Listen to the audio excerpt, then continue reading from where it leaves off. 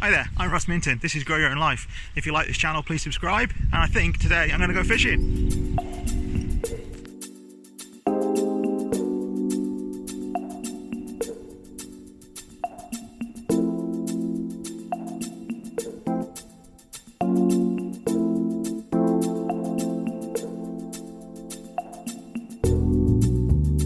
Hi YouTubers, how you doing? So I've come fishing, as you can tell, and I'm having a couple of little nibbles. I'm really just fishing for bits. I've got no target species whatsoever. Missed it. Just sweet corn and maggot, and see what comes along.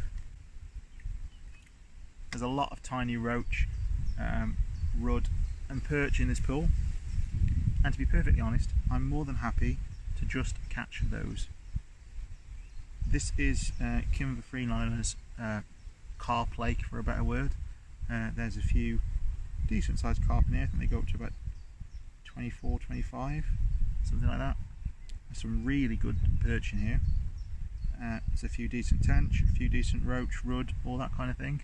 And to be honest, as it's the first trip out of the season for me, I'm just trying to keep it really simple. So I've got a match rod, 6-pound line, bog standard waggler,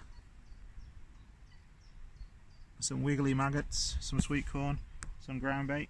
My bait today cost me £3. The bag of brown crumb was £1.25, and I said to the lads at Oaken Gates Tackle, I said, whatever change is left, I'll have in red maggots please. And they did me the best part of a pint really, in red maggots.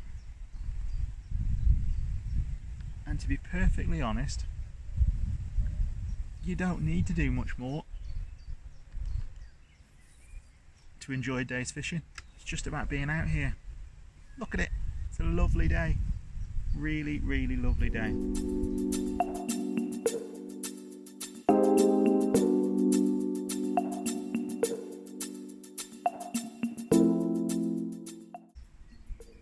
Got the polarized sunglasses on. Spot my float out on the lake. I can hear the birds. I can bask in the sunshine, although it's a little bit windy at times, and I had to put my hoodie on just to keep the back of my net warm. But other than that, what a day to be out. What a day. Got a size 14 hook, which some of you might consider too big for what I'm doing, but dexterity issues. It's about as small as I go these days. Very, very rarely go smaller than a 14. Occasionally I might put 16 on, but I catch what I want to catch with a 14, so I'm quite happy. I tend to, if I'm fishing maggots, I tend to fish at least 2 maggots. I don't fish single maggots. Even when I'm fishing for gudgeon, I don't fish single maggot. That's twofold really. One, I'm quite happy to sit and wait for the bigger of the gudgeon or the bigger fish or whatever to come along and snaffle that up. And to be perfectly honest, with the hook size I fish at, single maggot on 14 would just look silly.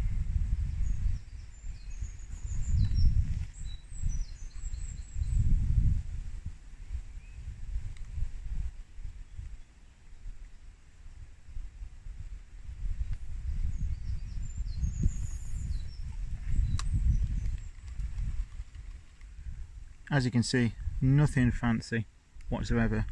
Small tin of sweet corn, less than a pint of maggots, bag of basic brown crumb,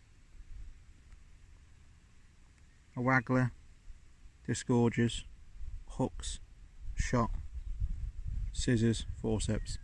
Forceps are just for me because I find them easier for unhooking and stuff and putting shot on and everything else. I've got a bait weighter, don't really need that. You could put your stuff on the floor, but it's easy for me. Rod rest, rod, reel, landing net, unhooking mat, and obviously the chair that I'm sitting on. That's it really, and some snacks and my sunglasses. All the other stuff that I've got with me I do not need. So let's go to the tackle box, shall we? I have a ruck of floats, pellet wagglers, crystal wagglers, everything you can possibly think of in there. Do I need all those? Not really. Probably get away with 5 to be honest. But I think if you can keep your tackle to 1 box, that's half the battle. I've got a few tools, baiting needles, method feeders, ledgers, maggot feeders, and a selection of disgorgers, and some more maggot feeders and cage feeders. Again, because I got my feeder rod with me. Fake corn, swivels, lead clips, SSG shot. I've got some ready tied rigs for when I go tench fishing, hair rigs, a selection of hooks. Again, probably far too many hooks.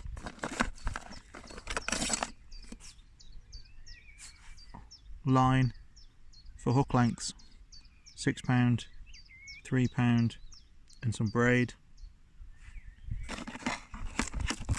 and box of pellet stops and boilie stops, float rubbers and things like that, and a bread punch. So that's it really. That is pretty much all I have for a casual day's fishing.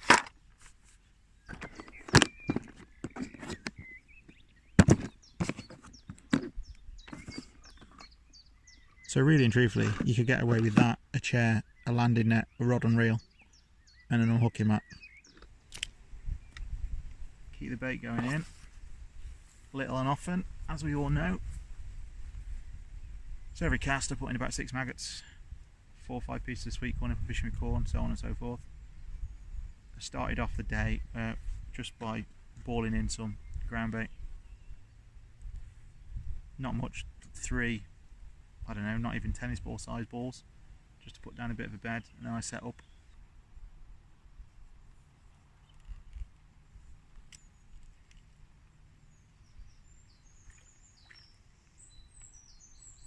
Here's a little perch for you. Look at that. Perfection in miniature. Love catching them. Love them. Let's get him back. Okay, change tack now. I've had a few bits and pieces. So I'm going to give sweet corn a go. See if I can whittle out a few of the slightly bigger ones.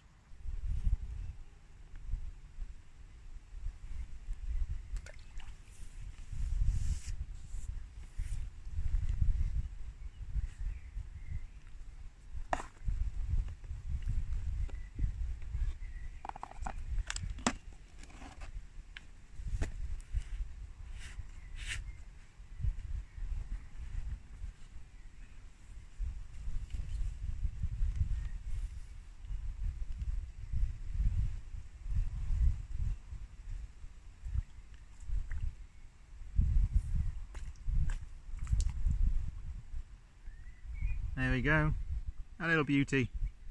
He's a good sized fish finger, isn't he? I love him, absolutely love him. Lovely little roach. I think he's a roach anyway. Could be a hybrid maybe, an eyed. It looks roach-like to me. Nice red fins. Let's get her back. So there you go, first cast for the sweet corn. Here we go, nice little roach. Yeah, trying to hit the same sort of spot all the time, trying to hit a dustbin lid size spot. And that way I can keep all my bait together and not spreading it out over too wide an area, because my throwing, it's not bad but it's not terrible. I know some people would go smaller than that and they aim for like dinner plate size area, but I'm not too fussed. Fish will swim about, move around, so a 3-foot circle is fine. And sometimes when you cast in the wrong spot, it's always worth leaving it there. Again, for that very reason, that fish moving about.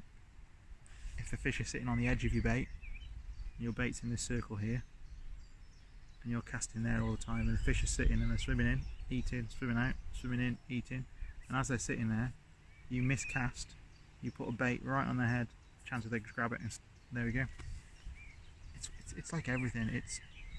It's luck. Obviously, there's a lot of skill in fishing. There's also a hell of a lot of luck as well. So the wind's just shifted, and a bit of weed that was over on the right of me has now drifted in right exactly where I've been reeling in. So I've just had the weed twice now, so I might have to just move over slightly, fish a slightly different spot till the wind changes. Probably still bait that area up though. Just a slight, almost like a current really from the wind, just circling this weed around. And obviously because they're only fishing £6 with a £4 bottom, I don't want to get hooked up and get broken off just for the sake of it. So it's better just to tactically retreat, I suppose. I've got some movement down here in the margins, seeing some bubbles. So fingers crossed. I've also got some bubbles out there. And I saw one of the carp move through. No idea what size it was, but you know, it was bigger than everything else I've caught today. You know, could have been 6, 10, 20, I don't know. I just saw a slight hump going through the water.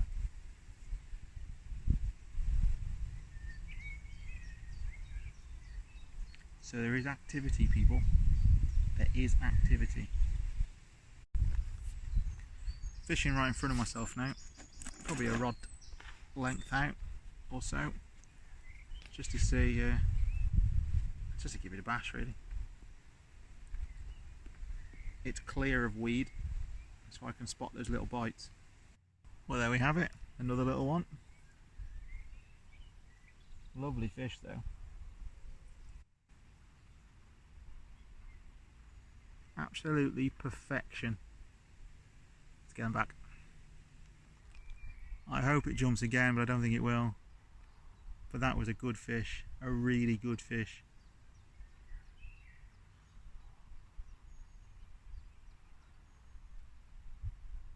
Big common. I know it's really hard to judge size when you're this far away, but that was, you know, that was pushing 20, maybe more. And you get into the realms of the other rubbish that you bring with you. Obviously you want drink. I always bring these out and I rarely use them, but it's just a selection of pop-ups, all different flavours, all different colours. It's mainly for when I go after the tench, places like Dudmaston. If I'm on the feeder and the weed's about, I could put a pop-up on and I know I'm above the weed.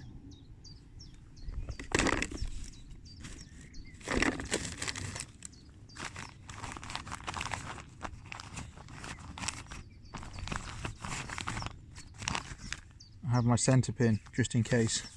Again, just in case. It's another few ounces that probably doesn't need to be in the bag.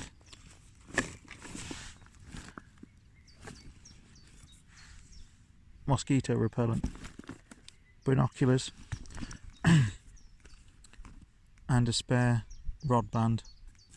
Just in case I lose one, I need to, you know, wrap my rods up, put them in the car. And in this pocket, actually I won't get it out, but it's a weighing sling and scales. So that's it really. That is pretty basic setup for me. For the last few years I've really stayed clear of the specimen hunting. I do occasionally go out with the alarms and sit behind them, but it just bores me now. Really does bore me, and probably since September I haven't been fishing at all, just because I've enjoyed the allotment so much. and metal detecting and doing other things. But I felt the urge this week to go fishing. First time in a long time that I've felt this urge to go and catch a fish. The Wayne's broken, be careful. I was like, I haven't seen you for ages. I was like, mate, I've just not wanted to go fishing. Not at all. So I've been down my allotment, I've been doing stuff, I just not wanted to go. Been not interested in me at all. And he says, where are you off to? I was like, I don't know. I genuinely don't know. I said, I'm going to get in the car, I'm going to head down the Bridge North Road, which is where most of the Kimber waters are, and I'm going to see when I get there.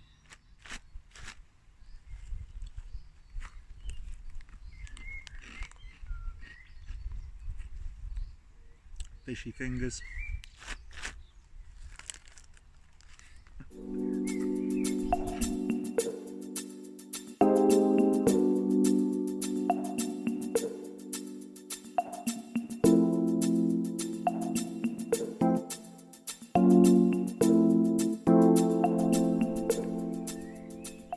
Well, I think that's probably it for me.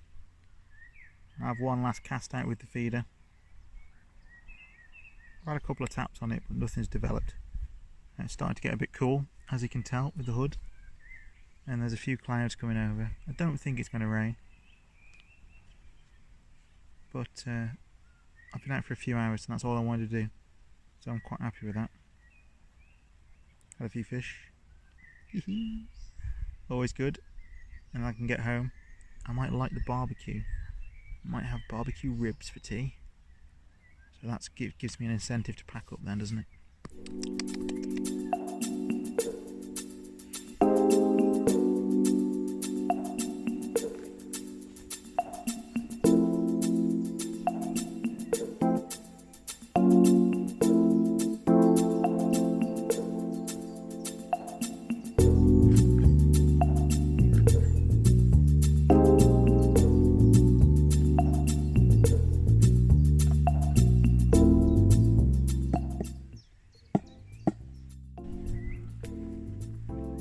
So that's it, folks. Lovely day.